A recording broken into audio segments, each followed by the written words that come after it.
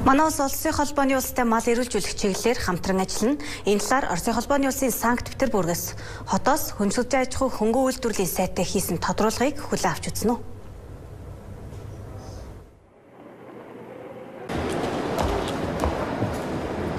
Телевизийн мэдээллийн хөтөлбөртэй хамт байгаа үзэгч та бүхэндээ баярлалаа. Хөтөлбөр тодруулга ярилцлагаар үргэлжилж байна. Тэгэхээр Оросын холбооны улсын Санкт-Петербург хотноо улсын Петербургийн олон улсын эдийн засгийн чуулга уулзалт өндөрлөж байна. За энэ удаагийн чуулга уулзалтаар ялангуяа одоо хөдөө аж ахуйн салбарт бол их олон зүйлийг шийдсэн ийм үр дүнтэй айлчлал боллоо гэж тавьчихандаа бол тодорхойлж болохоор байна. Тэгээ энэ бүхний талаар мэдээлэл өгөхөөр бид хүнс хөдөө аж ахуй хөнгөн үйлдвэрийн сайд сэргэлэнтэй уулзж байгаамаа.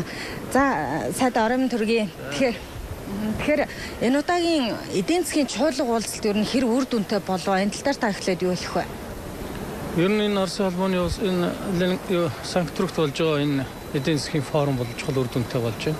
Улс орнууд цаашдаа хэрхэн яаж хамтарч энэ эдийн засгийн хямрал, энэ хөгжлийн асуудлыг хэрхэн яаж шийдэх юм, байгаль орчныгоо яаж хамгаалах юм. За тэр дундаа манай хөдөө аж ахуйн салбарт бол технологи яаж нэвтрүүлэх, шинэ сайн технологиуд. Тэр нь инновац яаж нэвтрүүлэх вэ? Яаж үр дүнгийн илүү сайжруулах уу гэдэг чиглэлээр одоо бас олон орны хүмүүс санал бодлоо хэлсэн юм сайхан уулзалтууд болж байна. Тэгээ чиглэлээр энэ уулзалтууд их үр дүнтэй боллоо.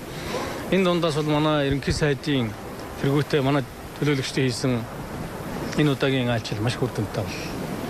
За манай салбарт бас одоо жив сайхан үр дүнтэй болсон. Би дэлгэрэнгүй дараа нь ярив. За эрчим хүчний салбарт сангийн яамны манай санхүү эдийн засгийн салбарт зам тээврийн салбарт, гадаад харилцааны салбарт гэдэг ингээд бүх салбаруудад одоо бас ерөөсө тодорхой гэрээ хэлэлцээр хийгдсэн ийм үр дүнтэй сайхан айлчлал боллоо гэж ингэж бид үзэж байгаа юм.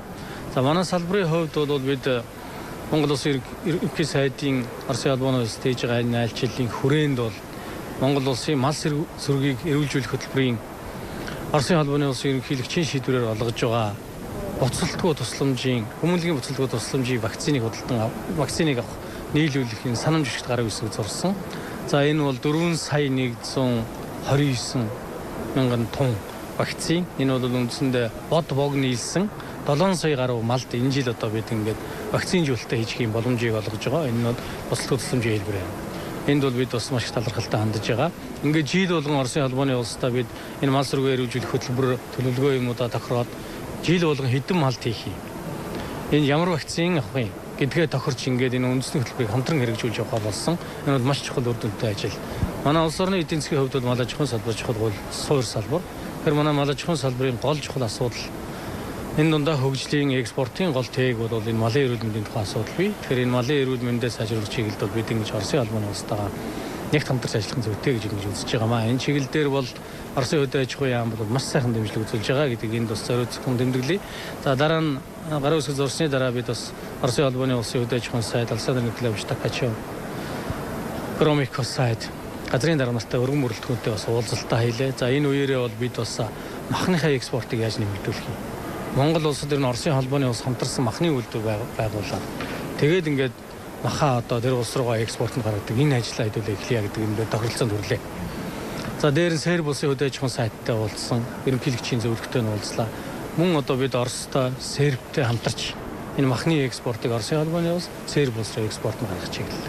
Тэр нь энэ Монголд байгуулах махны үйлдвэрийг энэ хоёр улс хамтарч хөрөнгө оруулж ингэж байгуулах чиглэл бид санал солилцож байна. За Оросын холбооны улсын сайд бол 7 сарын 11, 12, 13-нд Монгол улсад айлчлалаар боллоо. За энэ айлчлалын үеэр бид одоо бүр детальны нарийн юмудаа хэлэлцэж ярилцаж тохирохоор боллоо.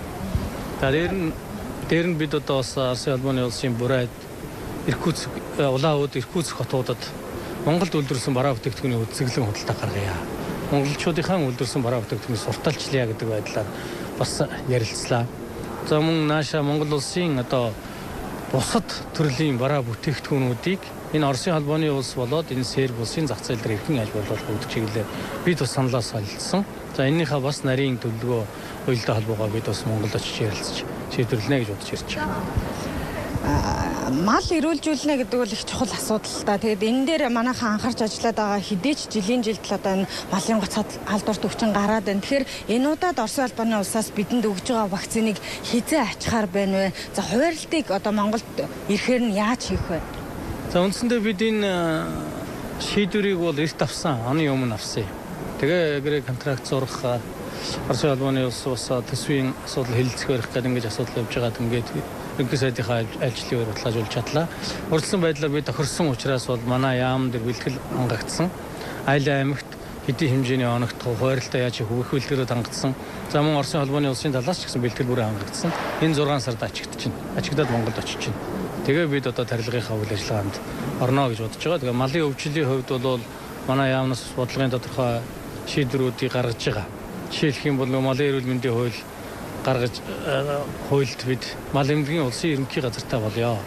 Тэгээ мал эмнэлгийнхаа үйл ажиллагаа хариуцлагатай хяналттай байлгадаг болёо гэдэг байдлаа ярьж байгаа. Энэ Оросын холбооны улсын энэ мал эмнэлгийн байгууллагын бүтэц тогтолцоотой үндсэндээ ижил ийм тогтолцоог бас оруулж ирж байгаа. Үүнд одоо бас манай Оросын холбооны улсын нөхдүүд маш их баяртай байна. За баярлалаа. Анхаарал хандуулсан үзэгч та бүхэндээ баярлалаа. Би та бүхний хүн сүт аж ахуйн үйлдвэрийн сайд эсрэглэн тавилцууллаа.